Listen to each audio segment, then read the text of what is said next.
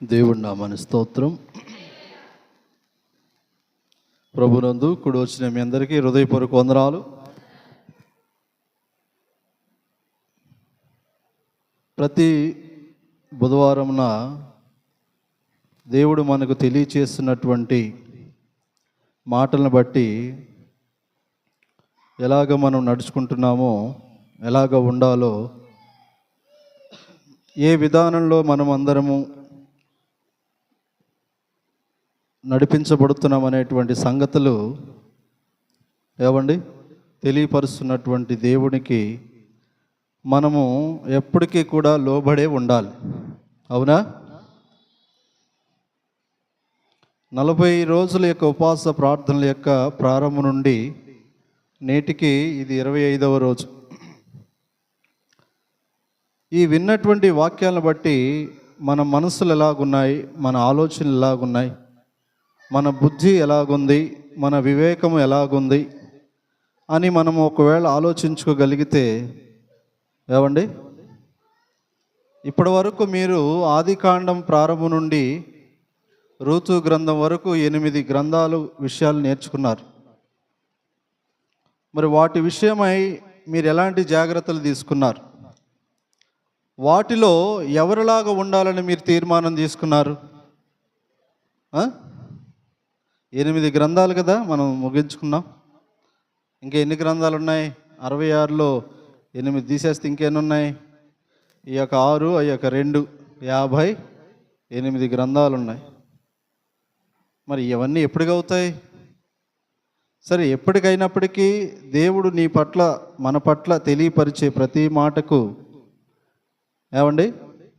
మనసును ఉంచాలని దేవుడు ఒక మాట తెలియపరుస్తూ ఉన్నాడు. సామెతల గ్రంథము 23వ అధ్యాయము, సామెతల గ్రంథం 23వ అధ్యాయము 12వ వచనం. ఉపదేశము మీద మనసు ఉంచుము, తెలివిగల మాటలకు చెవి ఒగ్గాలి. పోయిన వారం ఇదే బుధవారం ఒక మాట మనం విన్నాం కదా. ఏ మాట విన్నాం? ఆత్మ సంఘములతో చెప్పుచున్న మాట చెవి కలిగిన వాడు వినాలి. విన్నామా? మనం ఆలకించామా? దాచుకున్నామా? ఎవరికైనా దోచిపెట్టామా? దాచుకున్నాం. ఎందుకంటే దేవుడి యొక్క మాటలు మనకి ప్రతిరోజు వినబడవు. అది విన్నప్పుడే మనం ఏం చేయాలా? దాచుకోవాలా, గ్రహించాలా. మోషేతో దేవుడు ఏం చెప్పాడు? నాయనా, నేను మీకు తెలియపరిచేటువంటి వాక్యములను నీవు రాసుకొనుము అని నిర్గమాకాండం 34వ అధ్యాయంలో మీరు గతంలో ఒక మాట చదివారు. ఏమని? యెహోవా మోషేతో సెలవిచ్చినటువంటి మాట. ఏ మాటది? నేను ఏదైతే నీకు తెలియపరుస్తున్నానో ఆ వాక్యాలు నువ్వు రాసుకోవాలి. అయితే దేవుడు ఎప్పుడెప్పుడు చెప్పాడంటే ఆయనకు ఒక కాలాన్ని నిర్ణయించాడు, ఒక సమయాన్ని కేటాయించాడు. ఈ సమయంలో, ఈ కాలంలో నేను ఏదైతే నీ కొరకు నేను సిద్ధపరిచిన వాక్యం ఉందో వాటి కొరకు నువ్వు నా దగ్గరే ఉండాలా. ఎక్కడ ఉండాలంటున్నాడు? నా దగ్గరే ఉండాలా. అవునా? నిర్గమాకాండం 34వ అధ్యాయం తీయండి అందరూ. నిర్గమాకాండం 34వ అధ్యాయం. నిర్గమాకాండం 34వ అధ్యాయంలో మనము గతంలో చదివినటువంటి మాట 27వ వచనం చదవండి. నిర్గమాకాండం 34వ అధ్యాయము 27వ వచనం. మరియు యెహోవా మోషేతో ఇట్లనెను, ఈ వాక్యములను వ్రాసుకొనుము, ఏలయనగా ఈ వాక్యములను బట్టి నేను నీతోనూ ఇశ్రాయేలులతోనూ నిబంధన చేసి ఉన్నాను. తర్వాత అతడు 40 రేయింబగళ్ళు యెహోవాతో కూడా అక్కడే ఉన్నాడు. వాక్యము కొరకు మోషే ఎన్ని దినాలు ఉన్నాడు? 40 రోజులు ఉన్నాడు. ఎన్ని రోజులు?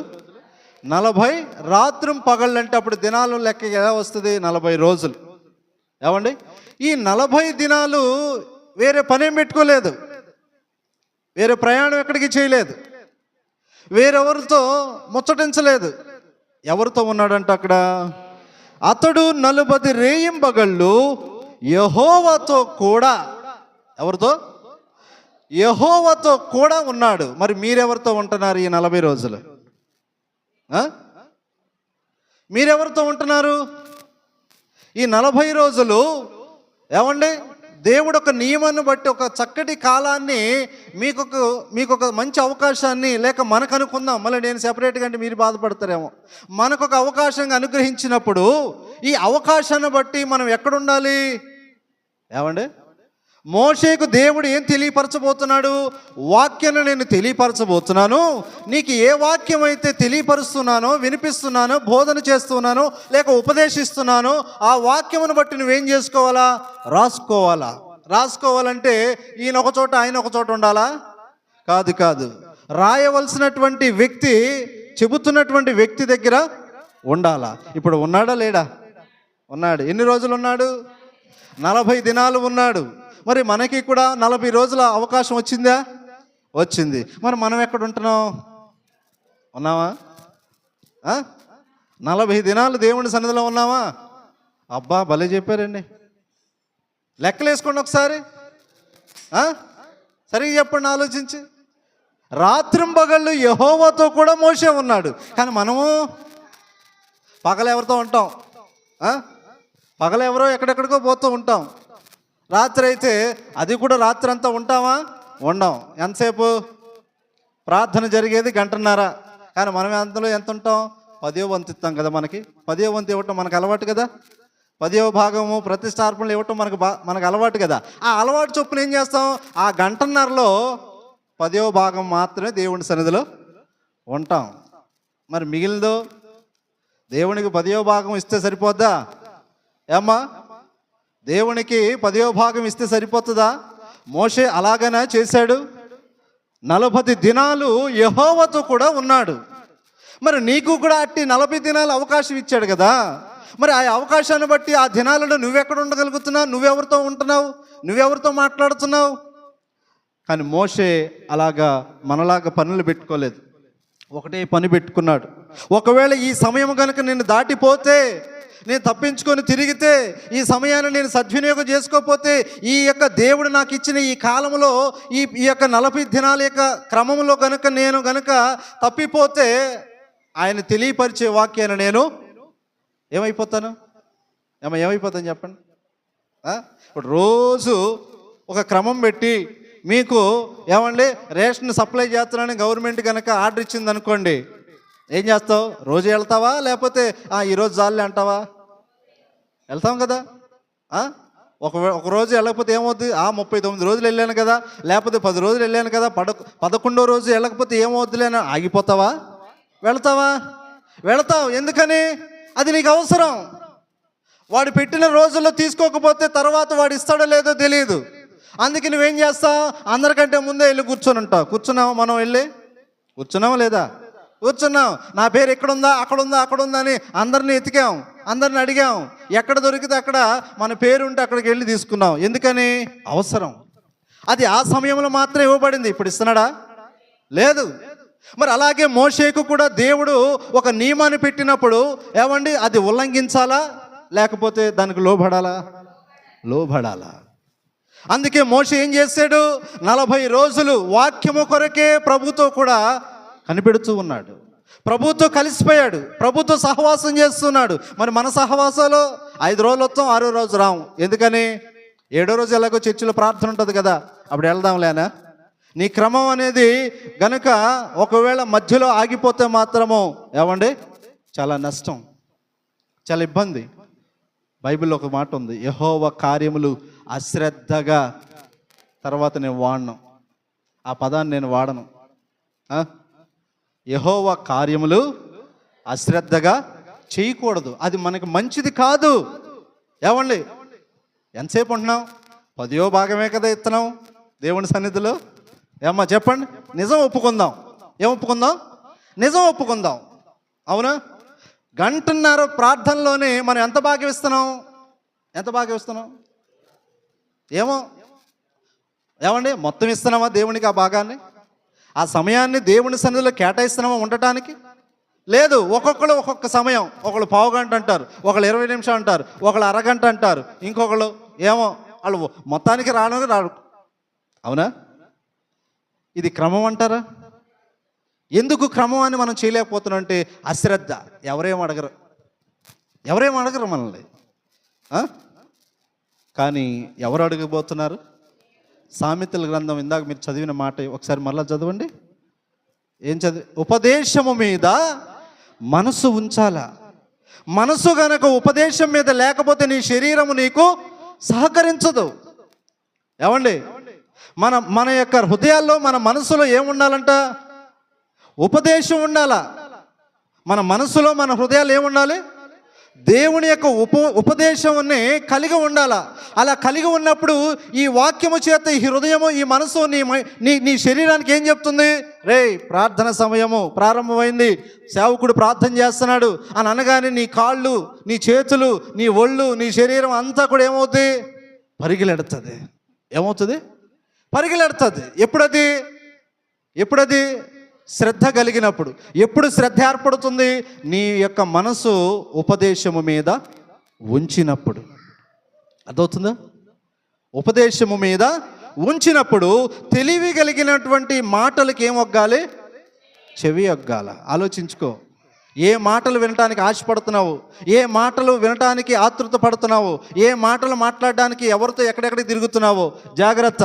కానీ ప్రభువు ఏమంటున్నాడంటే, నీకు ఇవ్వబడినటువంటి ఈ కాలమందు ఆయన వాక్యాన్ని, ఆయన ఉపదేశాల్ని తెలుసుకొట కొరకు మనం ఎవరితో ఉండాలా? చెప్పాయి. ఎవరితో చెప్పాలి నువ్వు? అక్కడికి వెళదాంరా, దా కూర్చో కాసేపు మాట్లాడదాం, రా పని ఉంది, లేకపోతే వంట చేయి. ఇలాగ చెప్పేవారికి నువ్వేం చెప్పాలా? అయ్యా, నాకు దేవుడు ఒక నియమం పెట్టాడు. 40 రోజుల యొక్క ప్రార్థనలు ప్రభు సన్నిధిలో ఏర్పాటు చేయబడింది. ఆ సమయమందు దేవుని యొక్క ఉపదేశము కొరకు, దేవుని యొక్క వాక్యం కొరకు, దేవుడు నా జీవితాన్ని పట్ల చేయబోయేటువంటి మేలును పొందుకోవటానికే నేను ఎవరితో ఉండాలి? యెహోవాతో ఉండాలి. యెహోవా సన్నిధిలో ఉండాలి. నేను ఆ సమయాన్ని ఉల్లంఘిస్తే తర్వాత నేను నష్టపోతాను. అది నాకు మేలు కాదు. నష్టం అనేది మనం పోవటం మంచిదా కాదా చెప్పండి? మనం నష్టపోవాలని దేవుడు ఆలోచిస్తున్నాడా? లాభపడాలని ఆలోచిస్తున్నాడా? లాభపడాలని ఆలోచిస్తున్నాడు. నష్టపోవాలని దేవుడు ఆలోచించడు. మనుషులు చేస్తారు మనం నష్టపోవాలని, మనకు లాభం రాకూడదని, మనకు క్షేమం రాకూడదని. కానీ దేవుడైతే మన పట్ల క్షేమాన్ని ఇవ్వాలని చూస్తాడు. ఏమండి, కీర్తనలు 16వ కీర్తన 3వ వచనంలో అంటాడు, భూమి మీద ఉన్నటువంటి భక్తులే శ్రేష్ఠులు, వారు నాకు ఇష్టమైన వారు.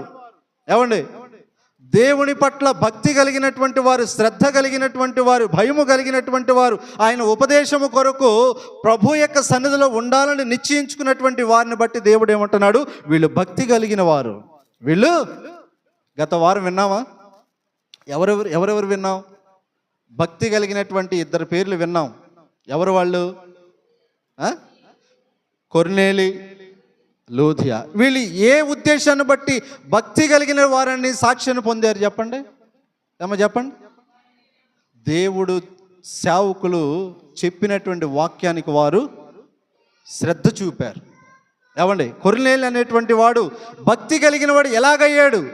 సేవకుడు ద్వారాగా చెప్పేటువంటి దేవుని యొక్క వాక్యానికి తన హృదయంలో చోటిచ్చాడు, తన గృహంలో చోటిచ్చాడు.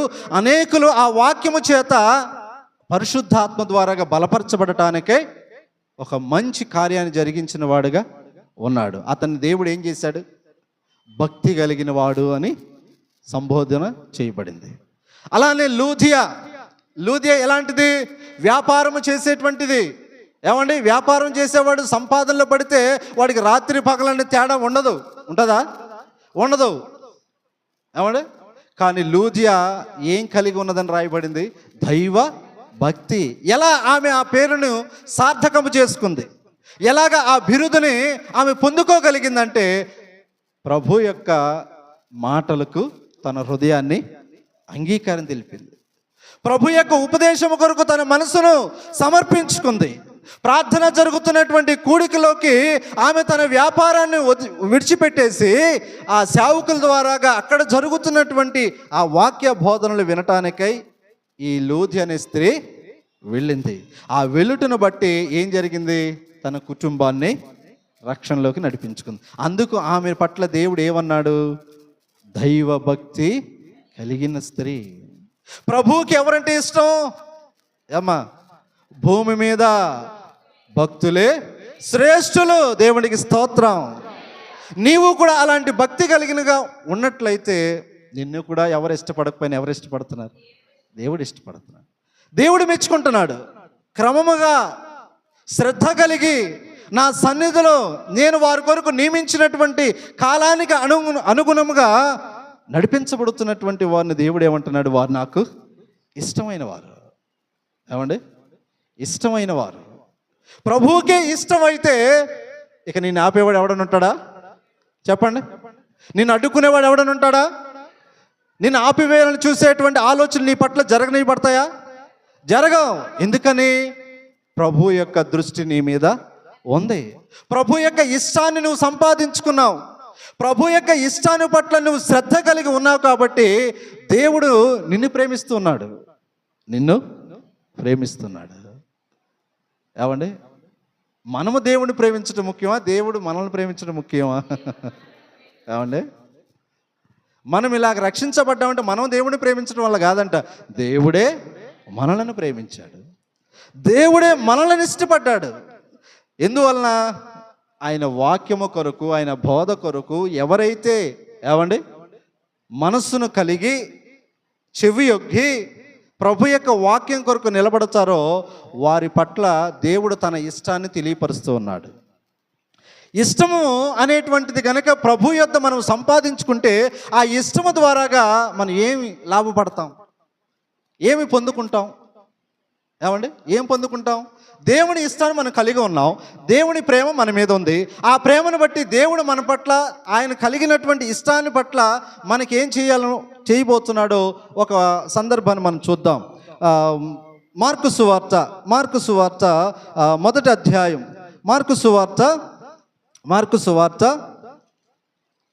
మార్కు సువార్తలోని మొదటి అధ్యాయంలో 40వ వచనం చదువుకుందాం. ఒక కుష్ఠరోగి ఆయన ఎద్దుకు వచ్చి ఆయన ఎదుట ఏం చేశాడంట?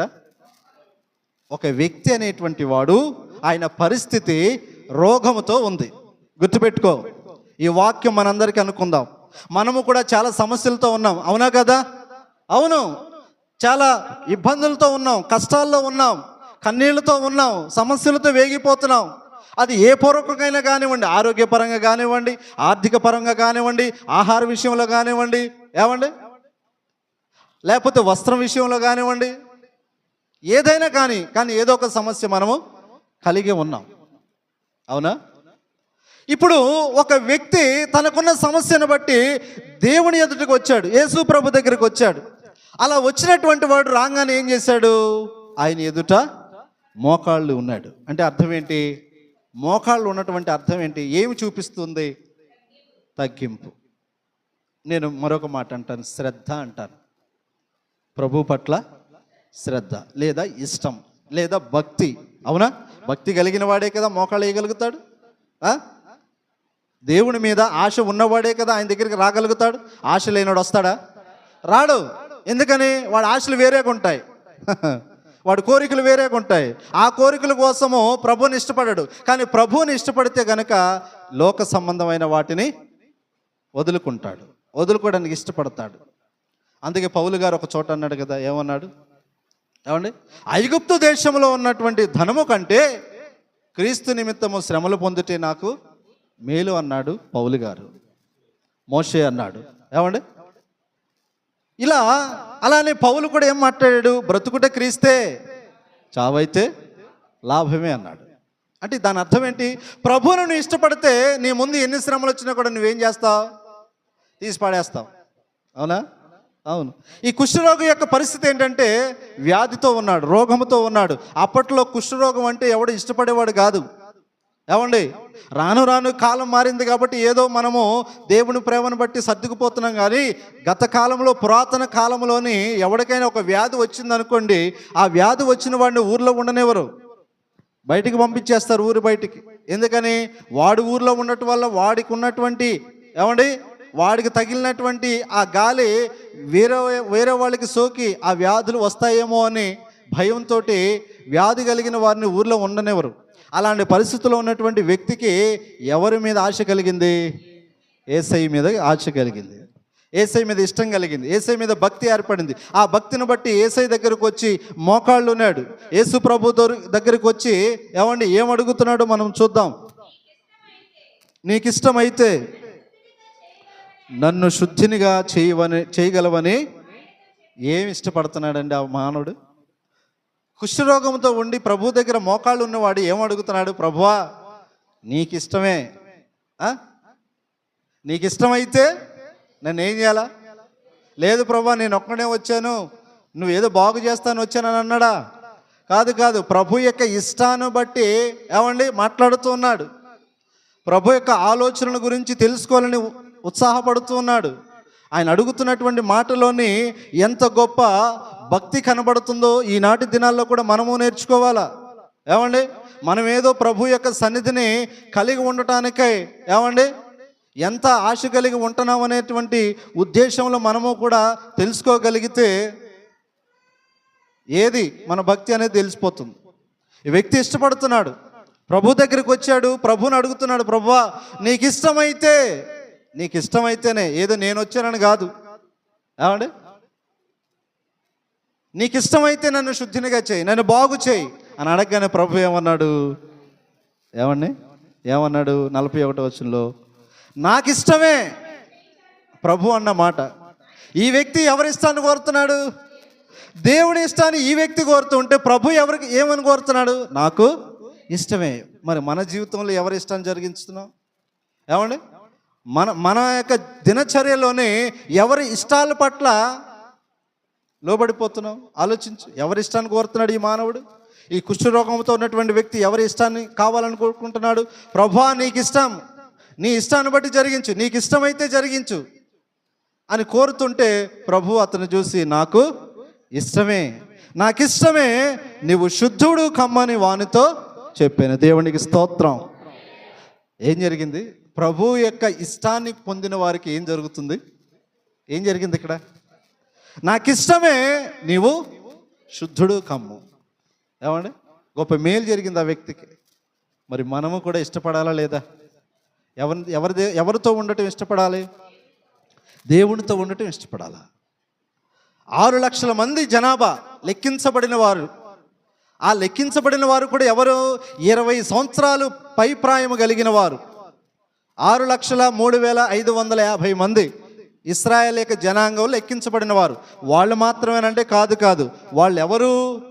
సైన్యముగా సిద్ధపరచబడిన వారు, 20 సంవత్సరాల పైన ఉన్నటువంటి వారు. ఇంకా 20 సంవత్సరాల క్రింద ఉన్నటువంటి వారు లెక్కలో లేరు. ఏమండి, లెక్కలో లేరు. కానీ ఎంతమంది విస్తారంగా ఉండుంటారో ఆలోచించండి. కానీ వాళ్ళందరిలో కల్లా ఎవరిని కోరుకున్నాడు దేవుడు? ఒక్కడే ఇష్టపడ్డాడు. ఏమండి, ఒక్కడిని మాత్రమే పిలుచుకున్నాడు కొండ మీదకి.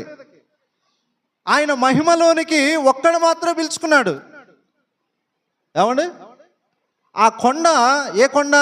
సీనాయి అనేటువంటి కొండ దగ్గరికి ఎవరినెవరిని పిలిచాడంటే దేవుడు మోషేని పిలిచాడు, అహరోను పిలిచాడు, ఇశ్రాయేలీలో 70 మందిగా సమకూర్చబడినటువంటి పెద్దల్ని పిలిచాడు. బాగానే ఉంది. కానీ కొండ అంచు దగ్గరికి పిలువబడ్డారే తప్ప కొండ పైకి మాత్రం ఎంతమంది పిలిచాడు?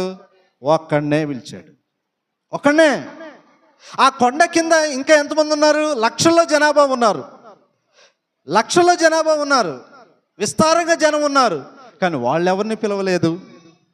ఏమండి, ఆ కొండ అంచు దగ్గరకు వచ్చిన 70 మందిని పైకి పిలవలేదు. మోషే అన్న అయినటువంటి అహరోన్ని పిలవలేదు. కానీ ఎవరిని పిలుచుకున్నాడు? మోషేని మాత్రం పిలుచుకున్నాడు. ఎందుకని పిలుచుకున్నాడు? మోషే దేవుని ఇల్లంతటిలో నమ్మకమైన వాడు. నమ్మకం అంటే అర్థం ఏంటి చెప్పండి? నమ్మకం అంటే అర్థం ఏంటి? నమ్మకం. చెప్పే ప్రతి మాట ఆలకిస్తాడు, చెప్పే ప్రతి పని చేస్తాడు. అలా చేసేవాడిని, అలా వినేవాడిని అశ్రద్ధుడు అంటాడా, శ్రద్ధ కలిగిన వాడు అంటాడా? అది సంగతి. శ్రద్ధ కలిగిన వాడు, నమ్మకత్వాన్ని కలిగిన వాడు, చెప్పేటువంటి మాటకి లోబడేవాడు, చెప్పేటువంటి పనిని చేసేటువంటి వాడు. దేవుడు ఏం చెప్పాడు మోషేకు? ఏం చెప్పాడు దేవుడు మోషేకు? అయ్యా, నేను చెప్పబోయే వాక్యాన్ని నువ్వు రాసుకో అన్నాడు. అందుకు మోషే లేదు ఉండొస్తాను అన్నాడా? లేదు, చెప్పినటువంటి వెంటనే జరిగించాడు. 40 రోజులు ఉన్నాడు ప్రభుతో, ఆ వాక్యాన్ని తెలుసుకుంటున్నాడు. దేవుడు తెలియపరుస్తూ ఉంటే, దేవుడు మాట్లాడుతూ ఉంటే, దేవుడు ఉపదేశిస్తూ ఉంటే చక్కగా ప్రభు దగ్గర కూర్చొని ఆ సీనాయి పర్వతమును మీదన కూర్చొని ప్రభుతో ఆయన బోధలు వింటూ ఉన్నాడు, ఆయన మాటలు తెలుసుకుంటూ ఉన్నాడు. ఎలాగున్నాడు ఇంతకే మోషే ఆ 40 రోజులు ఎలాగున్నాడు? ఇంకా చదువుతండి, అక్కడ చదవండి ఒకసారి, చదవండి అమ్మా 34లో ఆ వాక్యాన్ని కంప్లీట్ చేయండి. 40 దినాలు పైనుంచి పైనుంచి చదవండి. అతడు 40 రేయింబగళ్ళు యెహోవాతో కూడా ఉండి ఆ 40 రోజులు ఏం చేయలేదు. అయ్య బాబోయ్, ఎలా ఉండగలిగాడండి బాబు ఈయన? 40 రోజులు రేయింబగళ్ళు భోజనం చేయలేదు. మనమేమో లాగించేస్తున్నాం. ఒకరోజు చికెన్ అంటాం, ఒకరోజు చేపలు అంటాం, ఒకరోజు మటన్ అంటాం, ఒకరోజు పీతలు అంటాం, ఒకరోజు రొయ్యలు అంటాం, ఒకరోజు ఏమో గుడ్లు అంటాం. కానీ మోషే ఏం చేశాడు? సాధ్యమేనది? చేయగలుగుతాడా? యేసు ప్రభు చేశాడు, ఆయన దేవుడు కాబట్టి. కానీ ఇక్కడ ఎవరు చేశారు? మోషే మనలాంటి వాడు. మనలాంటి వాడు, ఆకలి కలిగిన వాడు, దప్పిక కలిగిన వాడు, పొద్దున మధ్యాహ్నం సాయంత్రం మనలాగా తినేవాడు. కానీ ఏం చేశాడు? మానవుడై ఉన్నప్పటికీ కూడా ఆ వ్యక్తి ఏమయ్యాడు? దేవుని యొక్క వాక్యము పట్ల ఏం మానేసుకున్నాడు? గృహాన్ని వదిలేశాడు, నివాసాన్ని వదిలేశాడు, జనాంగాన్ని వదిలేశాడు, అన్నను వదిలేశాడు, అక్కను వదిలేశాడు, స్నేహితులను వదిలేశాడు, కుటుంబాన్ని వదిలేశాడు, వదిలిపెట్టేశాడు. కేవలం దేని కొరకు వచ్చాడు? దేని కొరకు వచ్చాడు? చెప్పండి గట్టిగా. దేవుని యొక్క వాక్యము కొరకు అన్నీ వదిలేసుకొని 40 రోజులు తినలేదు, నీళ్లు కూడా త్రాగలేదు. ఎవరితో ఉన్నాడు?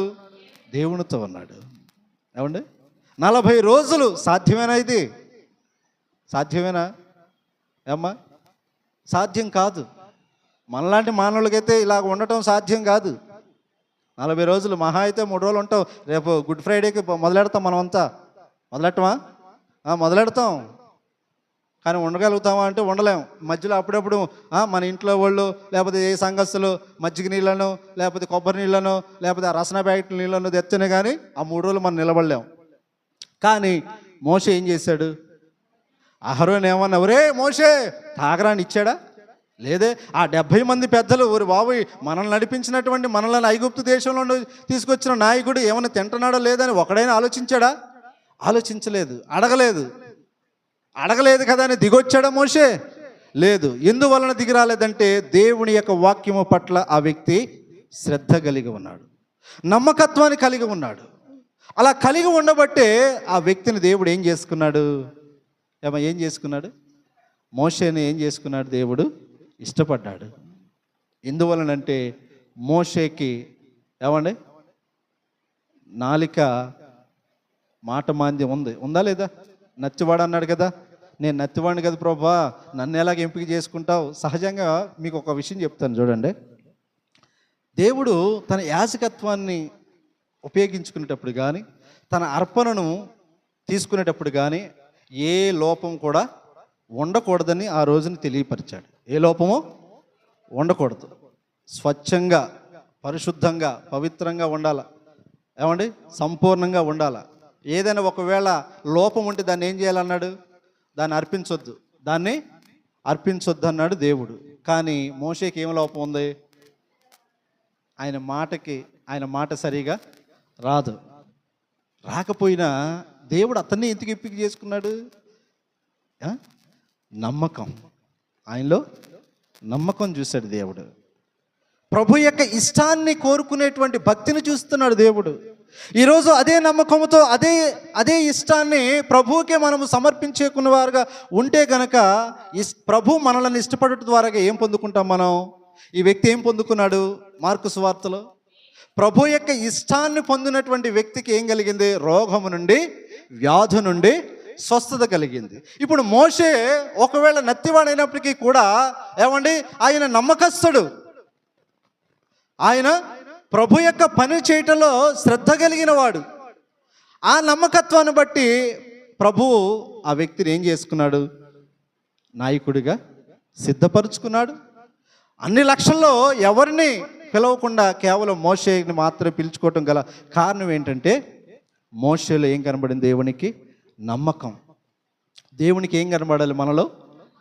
దేవునికి ఏం కనబడాలి? మొదటి మాట భక్తి కనబడాలి, రెండవది నమ్మకం కనబడాలి. మరి నమ్మకాన్ని కలిగిన వారికి ఏం లభిస్తుంది? ఏమి లభిస్తుంది? నమ్మకమైన వానికి దీవెనలు మెండుగా కలుగును. దేవునికి స్తోత్రం. ఏం కలుగుతాయి? ప్రభు ఇష్టాన్ని పొందుకుంటే మనం ఏం చేయబడతాం? స్వస్థత పొందుకుంటాం. దేవుడికి మనం నమ్మకాన్ని చూపించగలిగితే ఆ నమ్మకం ద్వారాగా మనకి ఏం పొందుకుంటుంది? దీవెనలు మనకి లభిస్తాయి. ఏం లభిస్తాయి? దీవెనలు లభిస్తాయి. ఇక్కడికి వచ్చామంటే మనందరికీ అదే కదా కావాలి, అవునా కదా? నిజం ఒప్పుకుందాం, ఎందుకండి మొహమాటాలు? నేనైతే ఒప్పుకుంటాను. ఇక్కడికి ఎందుకు వచ్చావురా నువ్వు అని నన్ను అడిగితే కనుక నేనేం చెప్తాను? నాకు దీవెన కావాలి, నాకు దీవెన కావాలి. దావీదు అడగలేదా? అడగలేదా? 2వ సమూయేలు గ్రంథం 7వ అధ్యాయం 29వ వచనంలో అంటాడు, దయచేసి నీ దాసుడైన నా కుటుంబము నిత్యము నీ సన్నిధిలో ఉండులాగున దాన్ని నువ్వేం చేయాలా? ఈ ఆశ కావాలి మనకు, ఈ కోరిక మనం కలిగి ఉండాలి. ఏదేదో అడగటం కాదు, దేవుని యొక్క దీవెన కావాలని అడగండి. కుటుంబాల పట్ల దేవుని యొక్క ప్రణాళిక జరిగించమని ప్రభు యొక్క సన్నిధిలో ఉంచమని అడగండి. దావీదు అదే కోరుకున్నాడు. ఏమండి, దావీదు అదే ఆశించాడు. ఆ ఆశను దేవుడు అతని పట్ల నెరవేర్చాడు. ఈరోజు మనము కూడా ఏమండి, దేవుని యొక్క నమ్మకాన్ని మనము పొందుకుంటే ఆ నమ్మకం ద్వారాగా మేలు దీవించబడతాం. దేవుని యొక్క ఇష్టాన్ని మనం కలిగి ఉంటే ఆ ఇష్టాన్ని బట్టి మనలో ఉన్నటువంటి సమస్యలు, మనలో ఉన్న రోగం, మనలో ఉన్న వ్యాధులు ఏమవుతాయి? తొలగిపోతాయి. ఏమండి, నా వైపు చూడండి, చెప్పేది నేను కదా, అటు చూడకండి, నన్ను చూడండి. వాక్యము పట్ల శ్రద్ధ కలిగి ఉంచమని మొదట్లోనే దేవుడు మనకు తెలియపరుస్తూ ఉంటే ఇంకా అటు ఇటు ఎందుకు చూస్తాం మనం? పడవ ప్రయాణం జరుగుతుంది సముద్రం మీద. పడవ ప్రయాణంలో అనేక మంది చేస్తూ ఉన్నారు. చేస్తూ ఉంటే పెద్ద తుఫాన్ రేగింది. తుఫాన్ రేగితే యేసు ప్రభు వారు అలాగే నడుచుకుంటూ వచ్చేస్తున్నాడు. అలాగ నడుచుకుంటూ వస్తే పడవలో ఉన్నటువంటి ఒక వ్యక్తి చూశాడు. ఎవరిని చూశాడు? దూరంగా నడుచుకుంటూ నీళ్ళ మీద వచ్చేస్తున్నటువంటి ఆ వ్యక్తిని చూసి ఒక మనుషుడు అన్నాడు, ఆయన మన దగ్గర దెయ్యం వస్తున్నారు, ఎవడో సముద్రంలో చచ్చిపోయినాడు, దెయ్యం అయిపోయి తిరుగుతున్నాడు, మనం వాడి చేతిలో దొరికేసాం, మనల్ని చంపేస్తాడని ఒక వ్యక్తి భయపడుతూ ఉంటే, ఏమండి, ఈ మాటను బట్టి మిగిలినటువంటి వారు కూడా భయపడుతూ ఉన్నారు. భయపడుతుంటే పడవ దగ్గరికి వెళుతుంది. ఆ నీళ్ళ మీద నడిచేటువంటి యేసుప్రభు వారి దగ్గరికి వస్తున్నారు. మొత్తానికి ఇద్దరు కలుసుకున్నారు. దెయ్యం అంటూ ఉంటే యేసుప్రభు అన్నాడు, ఒరే నేను దెయ్యాన్ని కాదురా నాయన, మీ కొరకు వచ్చిన రక్షకుడు అనగానే, ఏంటి ప్రభా నీళ్ళ మీద నడుచుకుంటూ వచ్చేస్తున్నావు, మేమేమో పడవలో ప్రయాణం చేస్తున్నావు, ఇది సాధ్యమేనా అని అడిగితే, సాధ్యమేరా, నా వైపు చూస్తూ వచ్చేరా బాబు పేతురు అనగానే పేతురు పడవలోంచి దిగి నీళ్ళ మీద నడుచుకుంటూ వెళుతూ ఉన్నాడు. యేసుప్రభు వైపు చూస్తున్నంతసేపు చక్కగా నీళ్ళ మీద నడుచుకుంటూ వెళ్ళిపోతూ ఉన్నాడు. సముద్రం మీద గాలి వీస్తుంది కదా, వీస్తుందా వీదా? మాకేం తెలుసు అని అడుగుతారా? ఖచ్చితంగా గాలి వీస్తుంది సముద్రం మీద. ఈ చల్లగాలికి ఆ నడుస్తున్నటువంటి పేతురు కాస్త కొద్దిగా పక్కకు చూశాడు. పక్కకు చూస్తే ఏమైంది? అప్పటి వరకు చక్కగా నడకలు వేస్తున్నటువంటి ఈ పేతురు పక్కకు తిరగగానే వెంటనే ఏమైపోయాడు? అది ఎటువైపు చూడాలా మనం? యేసు వైపే చూడాలా. యేసు వైపే చూడాలా. యేసు మాటలను కొరకే ఎదురు చూడాలా. యేసు యొక్క ఉపదేశము కొరకే కనిపెట్టుకొని ఉండాలా. యేసు యొక్క తెలివైనటువంటి మాటల గురించి చెవి యొగ్గాల. మనుషుల మాటలు, మనుషుల ఉపదేశాలు వినటం కాదు.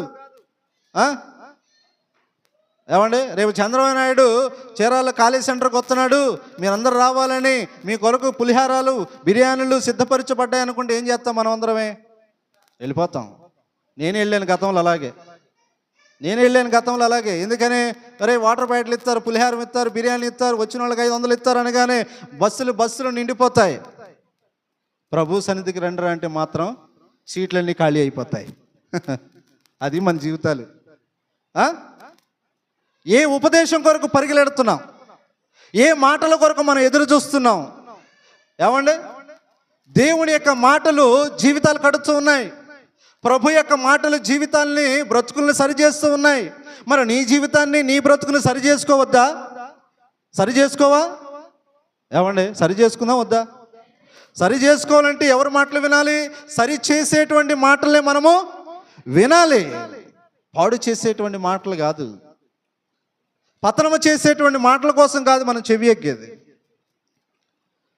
పోయిన శనివారం ఏమండి స్నేహితుల మాటలు విని జీవితాలు పాటు చేసుకున్నటువంటి సందర్భాలు చూసామా లేదా? చూసాం. అమ్నోను అనేటువంటి వాడికి ఒక స్నేహితుడు ఉన్నాడు. ఎవడాడు? యెహోనాదాబు అనేటువంటి స్నేహితుడు ఉన్నాడు. ఏమండి అమ్నోను అప్పటికీ పాపంలో ఉన్నాడు. ఈ పాపంలో ఉన్నటువంటి వ్యక్తి ఎవరితో స్నేహం చేస్తున్నాడు? మరొక మనుషుడితో స్నేహం చేస్తున్నాడు. ఏమండి వీడికి ఏదో ఆశ పుట్టిందంట అమ్నోను అనేటువంటి వ్యక్తికి. ఈ ఆశను వాడి స్నేహితుడు తెలియపరిచాడు. ఈ స్నేహితుడు తెలియపరిస్తే వీడు ఏం చెప్పాలా? ఏం చెప్పాలా? మంచి స్నేహితుడైతే ఒరే నీ ఆలోచన మంచిది కాదు, చెడ్డదని చెప్పాలా. కానీ ఈడు చెడ్డోడే, ఆడు చెడ్డోడే. స్నేహితులిద్దరూ చెడ్డోళ్ళే, ఇద్దరు పాపంలో ఉన్నవాళ్ళే. అందుకే ఈ పాపం కాస్త ఎక్కడికి ప్లాన్ వేసింది? ఏమండి ఒక స్త్రీని అవమానపరచడానికి ప్లాన్ వేశారు వీళ్ళు. స్నేహితుడు చెప్తున్నాడు మరొక స్నేహితుడికి, ఒరే అలాగే చేయరా, ఇలాగ చేయరా అమ్మాయిని అంటున్నాడు. ఎంత దుర్మార్గమైన పనులండి. మనుషుల మాటలు వింటే జీవితాలు బాగుపడతాయి, నాశనం అయిపోతాయా? నాశనం అయిపోతాయి, జీవితాలు బాగుపడవు. ఎవరి మాటలు వింటే జీవితాలు బాగుపడతాయి?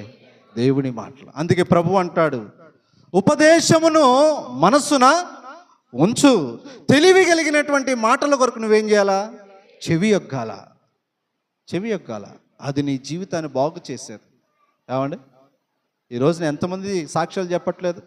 అయ్యా ప్రభు నమ్మిన తర్వాత ప్రభు మాటలు బట్టి నరహంతకుడిగా ఉండిన వాడిని ఇప్పుడు ఏమయ్యా, నేను మారు మనసు పొందాను. గజ దొంగగా ఉన్నటువంటి నేను ప్రభు నమ్మిన తర్వాత ప్రభు యొక్క వాక్యాన్ని బట్టి జీవితాలు చక్కబరుచుకున్నానని ఎంతమంది సాక్ష్యాలు చెప్పట్లేదండి? ఏమో చెప్పట్లేదా? వింటున్నారా మీరు? మీరు వింటున్నారు లేదు, కానీ నేను మాత్రం వింటున్నాను. ఈ వాక్యము ద్వారాగా అనేక జీవితాలు చీకటిలో నుండి వెలుగులోకి వస్తున్నాయి. అసత్యంలో బ్రతికినటువంటి వారు ఈ వాక్యము ద్వారాగా సత్యాన్ని తెలుసుకుంటున్నారు. జరుగుతున్నాయి, కనబడుతున్నాయి రుజువులు. డ్రగ్స్ వాడేవాడిని, సిగరెట్లు కాల్చేవాడిని, మందు తాగేవాడిని ప్రభు యొక్క వాక్యాన్ని బట్టి అవన్నీ నేను మానుకున్నానని సాక్ష్యాలు వినబడుతున్నాయి. ఏమండి కడపలో ఒక పెద్ద ఫ్యాక్షనిస్ట్, మొన్ననే నేను విన్నా సాక్ష్యం. ఏమండి ఎంతోమందిని చంపాడంట, ఎంతోమంది మీద బాంబులు వేశాడంట, ఎంతోమందిని గన్నుతో కాల్చాడంట. కానీ ప్రభు యొక్క వాక్యాన్ని బట్టి అంటే ఆయన ఏం చేశాడు? గన్ను పట్టుకోవాల్సిన ఈ చేతితోటి ఏం పట్టుకుంటున్నాడట? దేవుని యొక్క వాక్యం పట్టుకుంటున్నాడట. దేవునికి స్తోత్రం. అందుకనే ప్రభు యొక్క మాటలు బట్టి మనం ఎప్పటికీ కూడా శ్రద్ధ కలిగిన వారే ఉండాలా, ఇష్టపడాలా ఆయన ఉపదేశం కొరకు. ఎంతోమంది సైంటిస్టులకు కూడా సృష్టి యొక్క రహస్యానికి ఇదే మూల కారణం అయింది. ఇప్పుడు దేవునికి స్తోత్రం. రేపు రాబోయేటువంటి దినాల్లో ఏం జరగబోతుంది నేర్పించేది కూడా ఇదే. యుద్ధాలు జరుగుతున్నాయి, వాటి కారణాలు ఎతుకుతుంది కూడా ఇందులోనే.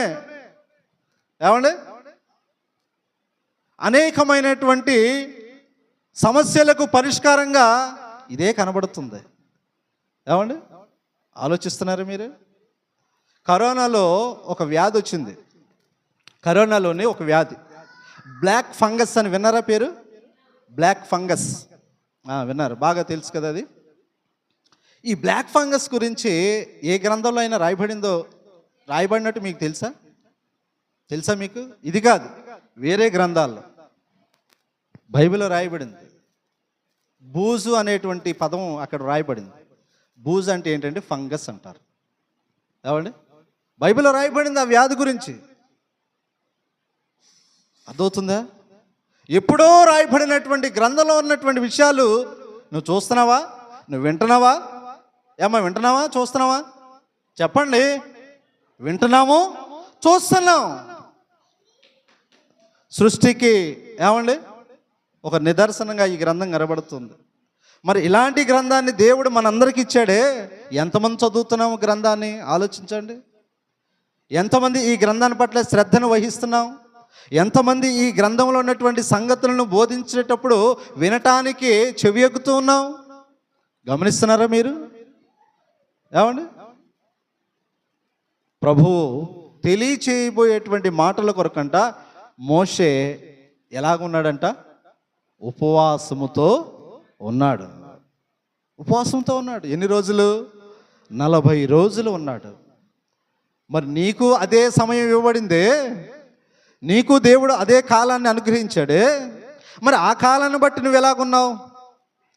మొదటి రోజు నుంచి ఇప్పటి వరకు నేను ఒక్కరోజు కూడా మానలేదన్న వాళ్ళు చేతులు పైకి ఎత్తండి.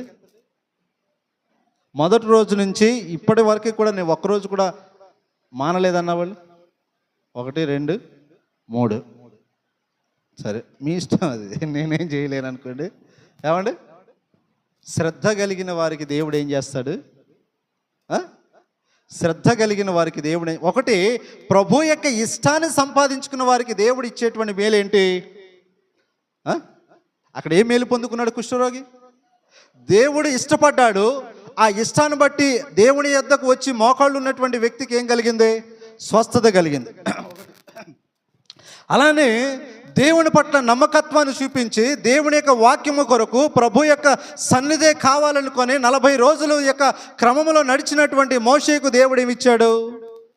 ఏమిచ్చాడు? నాయకత్వం ఇచ్చాడు. ఏమిచ్చాడు? నాయకత్వం ఇచ్చాడు. ఏమ్మా? ఆ నమ్మకత్వాన్ని బట్టి నువ్వేం పొందుకోబోతున్నాడు దేవుడు? నమ్మకమైన వానికి దీవెనలు మెండుగా కలుగును. వచ్చినాయి 2 మాటలు. ఒకటి, ఇష్టాన్ని బట్టి ఏం వస్తుంది? మనకి స్వస్థత కలుగుతుంది. 2, నమ్మకత్వాన్ని బట్టి ఏం కనుగొంటాం? దీవెనలు మనం పొందుకుంటాం. ఇప్పుడు శ్రద్ధను బట్టి ఏం చేయబడుతుందో, యోబు గ్రంథము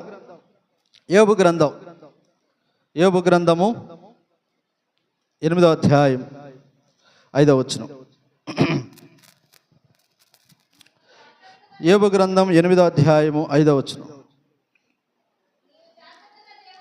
నీవు జాగ్రత్తగా దేవుని వెతికిన ఎడల, సర్వశక్తుడగు దేవుని బ్రతిమాలుకొనిన ఎడల. వెతకటము, బ్రతిమాలటం అనేటువంటి పదాలు దేని సూచిస్తుంది చెప్పండి? వెతకటము, బ్రతిమలాడటం అనే పదాలు ఏ కార్యానికి నిదర్శనంగా ఉన్నాయి చెప్పండి? తెలివైన వాళ్ళైతే చెప్పగలుగుతారు. శ్రద్ధకి. అదవుతుందా?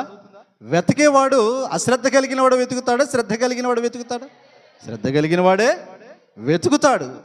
దాన్ని నేను ఎలాగైనా పొందాలి, దాన్ని నేను ఎలాగైనా చేజిక్కించుకోవాలి, దానిని ఎలాగైనా నేను సంపాదించుకోవాలి అన్న ఆశ కలిగిన వాడు ఖచ్చితంగా శ్రద్ధతో వెతుకుతాడు. ఈ వ్యక్తి కూడా ఏం చేయాలంట? శ్రద్ధగా, జాగ్రత్తగా వెతికినటువంటి వారి పట్ల ఏం చేస్తాడు? 6వ వచనం. నీవు పవిత్రుడవై యథార్థవంతునైన ఎడల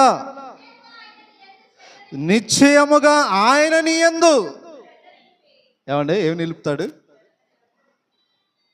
ఇష్టం ప్రభు అనగానే ప్రభు ఏమన్నాడు? నాకు ఇష్టమేరా అన్నాడు. ఏమండి? ఆయన పట్ల నమ్మకత్వాన్ని చూపినటువంటి మోషేను కూడా దేవుడు ఏం చేశాడు? నమ్మాడు. వీడు నత్తువాడైనా నా పనికి తగినటువంటి వాడు అని ప్రభు కూడా ఆ వ్యక్తిని ఏం చేసుకున్నాడు? నమ్మాడు. కాబట్టి అన్ని లక్షల్లో ఆయన మాత్రమే ప్రభు యొక్క సన్నిధిలో ఉండి ప్రభు యొక్క వాక్యాన్ని పొందుకున్నాడు, నాయకుడయ్యాడు. అవునా? ఇప్పుడు కూడా దేవుణ్ణి ఎవరైతే వెతుకుతారో లేక శ్రద్ధతో ఏమండి ఉండగలుగుతారో వారిని దేవుడు ఏం చేస్తాడు? నిశ్చయముగా ఆయన కూడా నీ యందు ఏం చూపుతాడు? మనము దేవుని ఇష్టాన్ని కోరుకుంటే ఆయన ఇష్టాన్ని మన మీద చూపుతాడు. మన నమ్మకత్వాన్ని ఆయన మీద పెడితే ఆయన కూడా మనల్ని ఏం చేస్తాడు? నమ్ముతాడు. అవునా? ఇప్పుడు మూడవది ఏంటి? వెతకటం అనేటువంటి మాటలో మరొక పర్యాయ పదం ఏంటంటే శ్రద్ధ. ఆ శ్రద్ధను గనక ప్రభు పట్ల మనము చూపించిన వారం అయితే ప్రభు కూడా మన మీద ఏం చేస్తాడంట? శ్రద్ధ నిలుపుతాడు. దేవునికి స్తోత్రం. ఎంత అద్భుతమైన మాటలండి, అవునా కదా? అందుకే ప్రభు అన్నాడు, ఉపదేశమున నీ మనసును ఉంచము, తెలివి కలిగినటువంటి మాటలకు నీవు. తెలివైన మాటలా, తెలివి తక్కువ మాటలా? మా తెలిసిలేవయ్య అంటారు కదా. నాకైతే తెలియదు, మీకు తెలిసేమో, మీరు ఏ బోధకుడి ద్వారా ఇన్ని ఉంటారేమో నాకు తెలియదు. నాకైతే తెలియదు. నేను కూడా ఈరోజే చూస్తున్నా, నేను కూడా ఈరోజే వింటున్నా ఈ మాట, ఈరోజునే తెలుసుకుంటున్నా. మామూలుగా అయితే ఈరోజు మీకు చెప్పాల్సిన ప్రసంగం ఏంటో తెలుసా? ఈ 40 రోజుల యొక్క విధానం, పద్ధతి అనేది బైబిల్లో ఎక్కడుంది, ఎలాగుంది అనేటువంటిది నేను అనుకున్నాను. కానీ ఇక్కడ నిలబడిన తర్వాత ఇది కాస్త ఎలా అయింది? మూలవాక్యము మోషే దగ్గరదే. ఏమండి, నన్ను చెప్తున్నాను, మూలవాక్యము నిర్గమాకాండం 34వ అధ్యాయంలో 40 రోజుల గురించే, ఆ సందర్భం గురించే చెప్పాలని నేను అనుకున్నాను అక్కడ కూర్చున్నంతసేపు, ఇంటి దగ్గర ఉన్నంతసేపు. కానీ ఇక్కడికి వచ్చిన తర్వాత ఎలా వెళ్ళింది అంటే, ఇక్కడ నెరవేర్చబడేది మన ఇష్టాలకు కాదు, మన ఉపదేశాలు కాదు వినటానికి మీరు వచ్చేది. నేను వచ్చింది ఎవరి ఉపదేశం కొరకు? దేవుని ఉపదేశం కొరకు. అందుకే ప్రభు ఏం చేశాడు? ఇప్పుడు మనకి ఈ రోజున 3 విషయాలు నేర్పించాడు కదా. ఏంటి? 1 ఇష్టము గురించి, 2 నమ్మకత్వాన్ని గురించి, 3 శ్రద్ధ గురించి. ప్రభు యొక్క ఇష్టాన్ని కోరిన వాడు ఎవరి ఇష్టాన్ని పొందుకుంటాడు? ఆయన ఇష్టాన్నే పొందుకుంటాడు. అలా ఇష్టము పొందినటువంటి వారి పట్ల ఏం జరుగుతుంది? మేలే దేవుడు సిద్ధపరిచాడు. అలానే దేవుని పట్ల నమ్మకత్వమైనటువంటి మనసు కలిగిన వారిని కూడా దేవుడు ఏం చేస్తాడు? వారి మీద నమ్మకం ఉంచి వారిని దీవిస్తున్నాడు. మూడవది ఏంటంటే, మనము దేవుని శ్రద్ధగా వెతికిన వారమైతే ప్రభు మన మీద ఏముంచుతాడు? శ్రద్ధ నిలిపి, నిశ్చయముగా ఆయన నీ యందు శ్రద్ధ నిలిపి, ఆ శ్రద్ధను దేవుడు మన మీద నిలపడం ద్వారాగా మనం ఏం పొందుకుంటాం? పేజీ తిప్పండి. ఇప్పుడు నీ నీతికి తగినట్లుగా నీ నివాస స్థలము. ఇందులో 3 రకాలైన మేలు కనబడుతున్నాయి. 1 వ్యక్తిగతమైనటువంటి మేలు, 2వది కుటుంబపరమైనటువంటి మేలు, 3వది సమాజపరమైనటువంటి మేలు. అర్థమైందా? నా భాష అర్థమైంది కదా? ఎన్ని మేలు కనబడుతున్నాయి? 3 మేలులు. ఏమిటి చెప్పండి? 1 వ్యక్తిగతమైనది, ఆ కుష్ఠరోగికి వ్యక్తిగతంగా మేలు జరిగింది. ఏమండి? 2వది నమ్మకత్వాన్ని చూపించినటువంటి మోషే ద్వారాగా ఎవరికి మేలు కలగబోతుంది? ఇశ్రాయేలు యొక్క సమాజానికి. ఏమండి? 3వది శ్రద్ధ అనేటువంటి గుణాన్ని లేక లక్షణాన్ని లేక వ్యక్తిత్వాన్ని ప్రభువుకు మనం కనపరిచిన వారమైతే ఇప్పుడు ఎవరికి కలగబోతుంది? నివాసము. నివాసంలో ఎవరుంటారు? కుటుంబము ఉంటుంది. ఎన్ని జరిగాయి మేళ్ళు?